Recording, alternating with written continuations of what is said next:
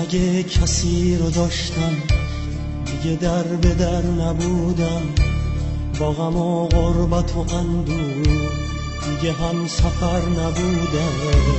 اگه زخم نخورده بودم تو رو باور نمی کردم، توی این حصار پردم با غمت سر نمی کردم.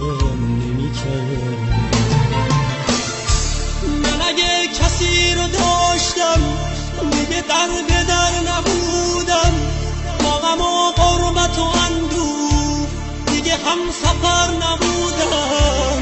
اگه زخم نخورده بودم تو رو باور نمی کردم، توی این حصار پردم با غمت سر نمی کردم.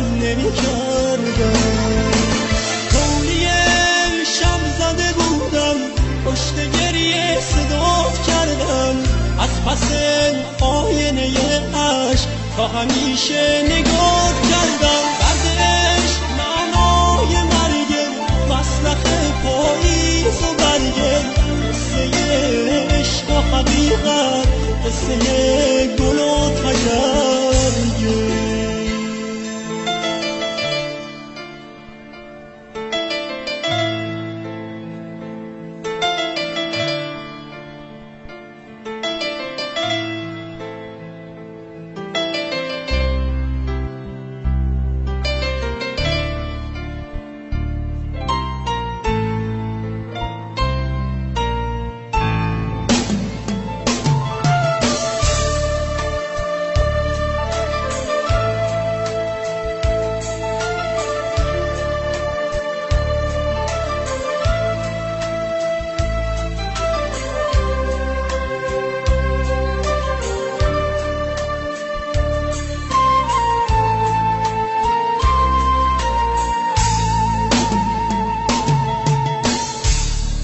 دردم درد تو بود، درد دور از من و ما بود، شکل تنهایی و غربت سرنوشت آدما بود.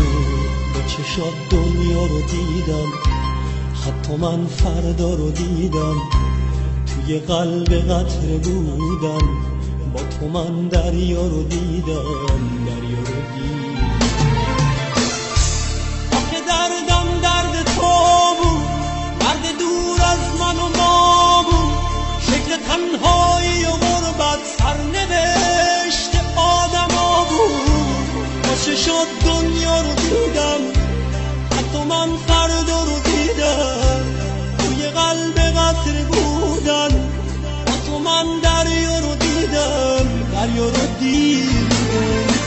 تولی شب زده بودم پشت گریه صدات کردم، از پس آینه عشق تا همیشه نگات کردم. درد عشق معنای مرگه، مسلخ پاییز و برگه، قصه عشق و حقیقت، قصه گل و تگرگه.